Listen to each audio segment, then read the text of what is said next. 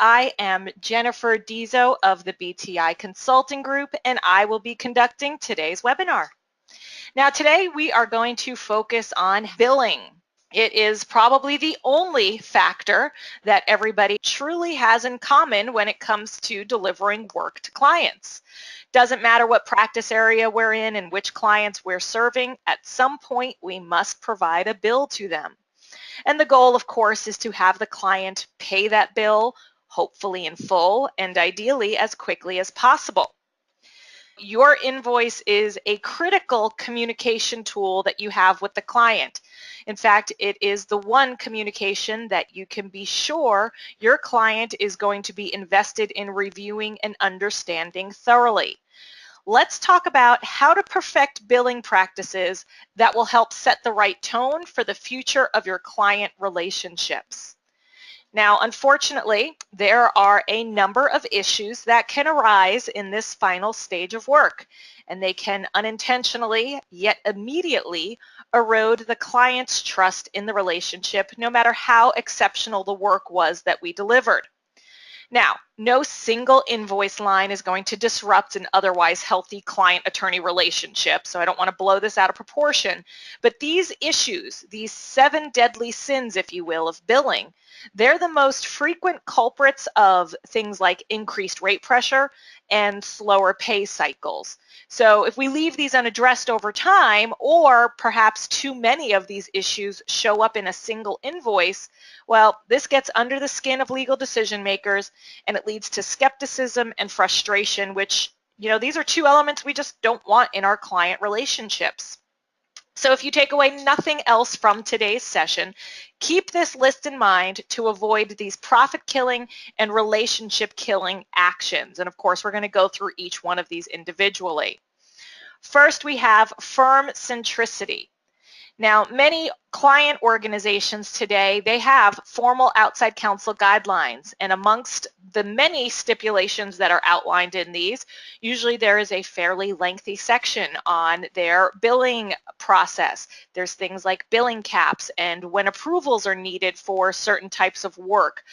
Usually there's a monetary limit frequently seen on research or clerical tasks.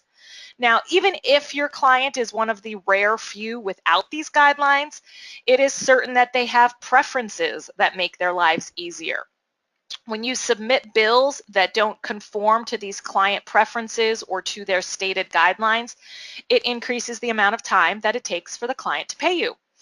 Easy bills get approved first.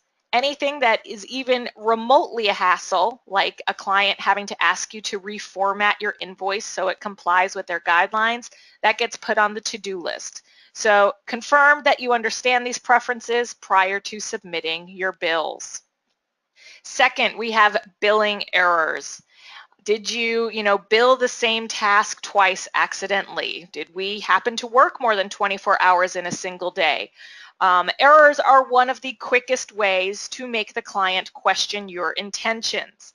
Now, honest mistakes happen, and I think for the most part these days clients do not believe that you are intentionally scamming them. This is not the Saul Goodman from Breaking Bad scenario at all, but mistakes do make your clients question your investment in the relationship and whether or not you're really looking out for their best interests. Mistakes are a signal to the client that maybe they weren't important enough for you to review the bill. So we always want to make sure that we're taking the time to data check the invoice before it gets sent out, because your client is certainly going to be going through this document with a magnifying glass. Related to that, the third deadly sin are the other mistakes that can rear their ugly heads in invoices. Now, in our national research, we come across this a lot. We ask clients, what is the thing that aggravates you most about your law firm and about your law firm billing? We've had legal decision makers tell us that they receive bills with their names spelled wrong. Sometimes there's a Mr. when there should have been a Ms. And even the wrong client organization is listed on the invoice. Now, apart from being potentially insulting, we don't want our clients left wondering, well, if you didn't catch this error, what didn't you catch in the work you did for me? Proofreading, it's going to save relationships. The fourth and the fifth issues, they're a little like Goldilocks and the Three Bears. We've got being too vague and being too detailed, and both of these can get you into trouble. The invoice is your last opportunity to remind the client of the value you bring and why your rates are justified. So it's important that this document be pretty persuasive. So we have the first side, being too vague. Maybe we have, 30-minute increments that are simply marked meeting/conference. This looks like wasted time to the client. We want to make sure that we're adding pertinent details that highlight our accomplishments and highlight the value that we've brought to the client.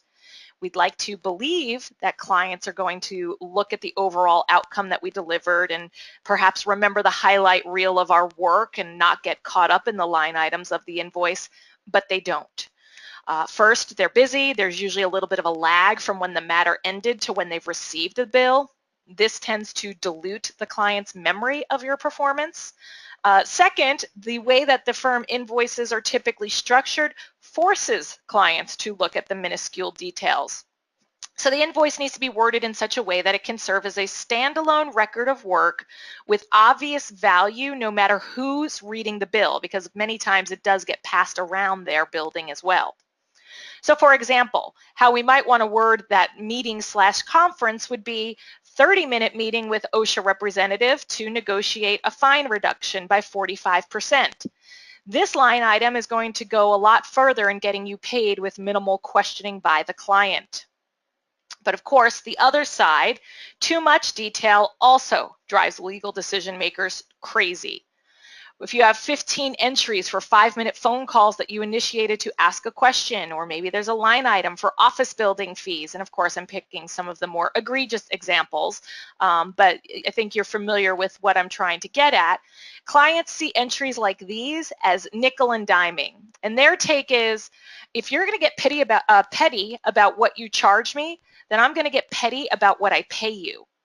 Now, as a rule, attorneys should avoid billing for time on tasks that might look like administrative work or the cost of business for the law firm, so things like that air conditioning or office building fees. Clients don't want to be charged for their attorneys to attend to the relationship. They don't want to be charged for things that are just natural in the cost of doing business. So if the task isn't value added enough to stand out on its own, like we just discussed, then I urge you to seriously consider whether or not it has a place on the final invoice. Now, a quick note before I continue on with the list, because I usually get a question at this point around this, which is regarding the billing system that the firm has in place. Because if the firm's current billing system doesn't let you export time in such a way to accommodate some of these recommendations, then what I typically suggest people do is, grab an admin you trust, grab an associate, and create a more client-friendly invoice that you can send to the client either as a cover letter for the formal firm invoice or send it in lieu of the firm invoice. Because I understand from the firm's perspective, we want to make sure that we're obviously keeping track of our time accurately. However, you spend so much time cultivating these relationships and making sure that you delivered the highest quality standards that to allow the final touch point with the client be dictated by a computer program, I consider that unwise, and it's a disservice to everything that you've done with the client so far. Okay, so back to the list, we've got our sixth deadly sin of billing, and that's inefficiency. Most legal decision makers today, they have a really good understanding of how long certain tasks take, and they quite frankly are just becoming more and more educated on this. So when they're going through your invoice and they see any unusual blips on the invoice, it raises a red flag. It puts your credibility on the line. Inefficiency calls into question your ability to staff the matter appropriately, and frequently clients, what they tell us is they think that they're paying extra because you probably made a mistake along the way that was not discussed with them. Regardless of whether or not that's what actually happened, that's what clients interpret these blips as. So what I recommend is, take the time and add up the different phases of a matter. So things like the deposition, if the total hours don't fall into what you would consider to be a normal range of variance, then you need to be prepared to discuss this with the client before they go ahead and raise the issue with you. And that's going to bring us to our seventh deadly sin of billing. And although I saved it for last, it is the issue that we hear about the most frequently, hands down: surprises. Clients find when they are reviewing bills, they find themselves saying, well, wait, who is this person? Or what is this 10-page memo they're talking about? I didn't see that. This is why having those matter kickoff meetings are so important, because that gives you the opportunity and the venue to introduce all of the players and the moving parts involved in a matter.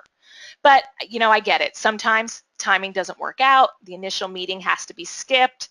And, maybe this is an extremely fast turnaround matter and you didn't have the opportunity to discuss the approach or who was working on the matter with the client from the onset or as you were doing the work. If you find yourself in this situation, then what I recommend you do is deliver the invoice in person. At the minimum, have a phone call about it. This is not a cover email discussion, though.